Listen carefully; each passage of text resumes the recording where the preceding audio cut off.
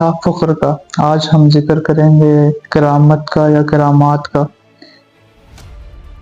کرامت عربی زبان کا لفظ ہے جس کا مطلب ہے اعزاز یا عظمت۔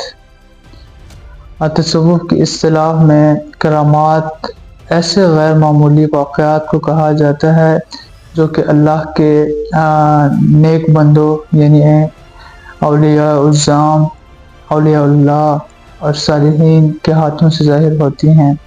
آج ہم ذکر کریں گے کرامت کا یا کرامات کا۔ کرامت عربی زبان کا لفظ ہے جس کا مطلب ہے اعزاز یا عظمت۔ تصوف کی اصطلاح میں کرامات ایسے غیر معمولی واقعات کو کہا جاتا ہے جو کہ اللہ کے نیک بندوں یعنی اولیاء الظام، اولیاء اللہ اور صالحین کے ہاتھوں سے ظاہر